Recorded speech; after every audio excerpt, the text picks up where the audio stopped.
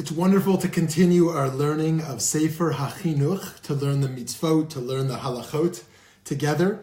And given that tonight is Tu B'Shvat, the new year of trees, known as Rosh Hashanah HaIlanot, the new year of trees, one of the 4 New Years in the Jewish calendar, I thought it would be special to look at Mitzvah 529. Mitzvah 529, which is particular to trees, to wasting trees in particular. I hope as we're learning here, if you have the Sefer HaChinuch, you'll learn along with me for the parts we look at. And feel free to submit questions if you have, or thoughts that you have. Someone will pass along the notes to me if you have anything you'd like to ask or share. So, in honor of Tu B'Shvat, where there's a special mitzvah to plant a tree tonight, tomorrow. So, Mitzvah 529. We see that there's a prohibition against cutting down fruit-bearing trees in a time of war. That's the particular prohibition. Lo Tashchit et Eitza, right? Don't destroy the tree. Now, there's something to learn here about war ethics, the ethics of war, and what it means to destroy things that aren't needed to be destroyed, aside from just accomplishing the goal in the horrors of war. But actually, the chinuch and the halakha goes beyond war, and it goes beyond trees as well, into destroying in general. If you want to look at the verse itself, it's Deuteronomy 20:19, Devarim 20:19. And the Sefer Chinuch writes, Uchmochein nichnas tachat halav shelo la'asot shum hefsed, kegon lisrof, o likroa beged, or lishbor kli levatala. Right? He says, it's not just about trees, destroying trees. It's about causing any damage or loss, this prohibition. For instance, to set something on fire, lisrof, or to tear clothing, likroa beged, or break a vessel for no purpose, lishbor kli levatala. Right? So actually, this is fascinating, that in the Torah prohibitions, in these 613, Shabbat and kosher and everything else, one of the 613 is don't destroy stuff. Don't destroy stuff. How do we think about this in the 21st century, right? In a materialistic age where we consume so much, produce so much, waste so much. And he talks about the virtuous person who can thrive in this mitzvah. He says, this is the way of the kindly people of piety and the consciously observant, what he calls hachasidim va'anshe maseh.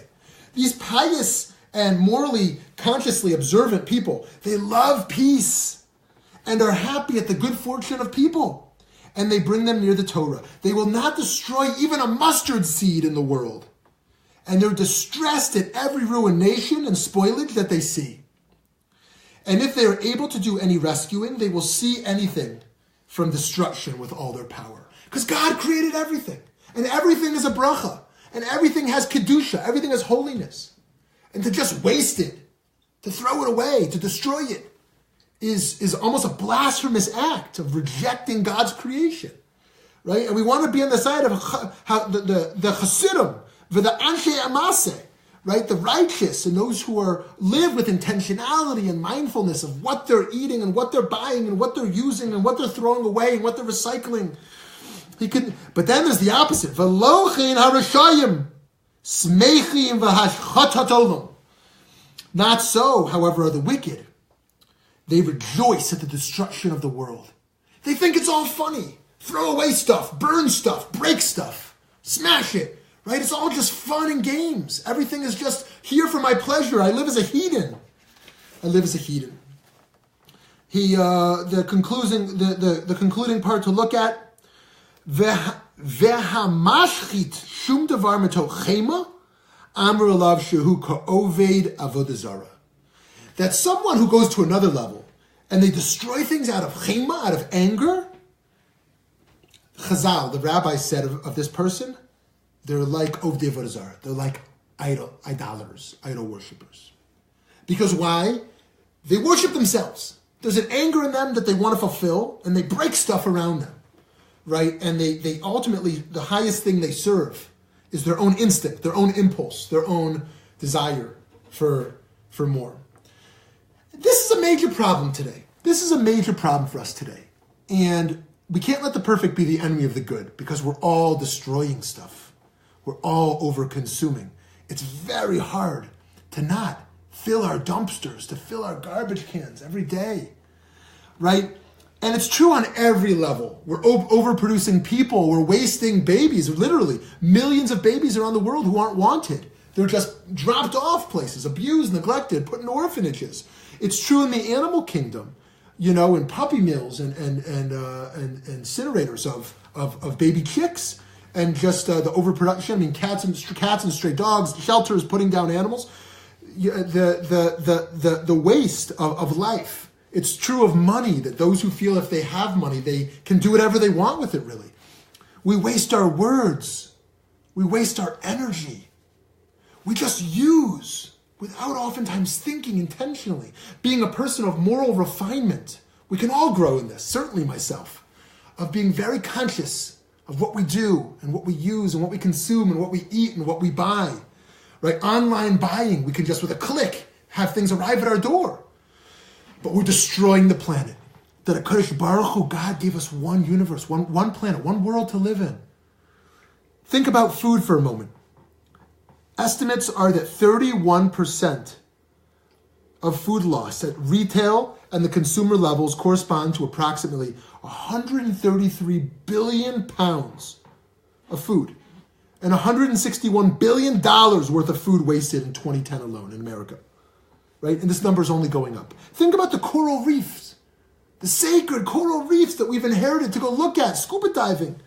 The world's coral reefs are reeling from the worst recorded global coral bleaching event, in which the Great Barrier Reef was hit in both 2016 and 2017.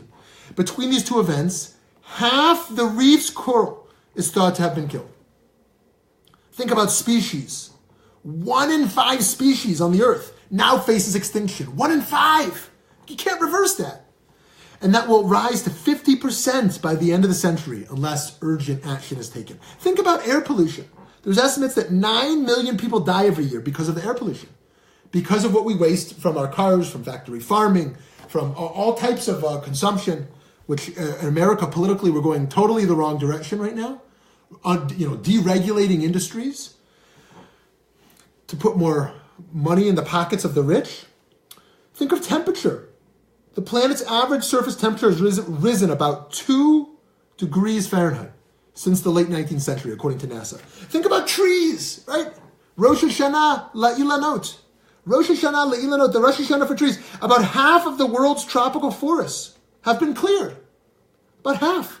About 36 football fields of trees are lost every minute. Think about that. Every minute. 36 football fields of trees. It's astounding, the waste we have. And so this Tu B'Shvat, we can meditate on Mitzvah 529 on 2 different degrees here. 1 degree, which is the virtue ethic. What kind of person do I want to be? Do I want to be a person of greed? Who just wants more stuff? I'm done with those clothes. I wore them twice. Get rid of them. Buy new clothes. Right? I want to have, 3 meals, and I'll just pick the things I want, throw away the rest. Right? Do we just want more money and more stuff and more consumption because we're insatiable? Right? We don't refine our inner world, so we just want to consume more in the outer world. The virtue ethic of actually striving to be happy, to be content with what we have, to have hakarat hatov, to appreciate the beautiful gifts we have rather than always wanting more, consuming more, wasting more.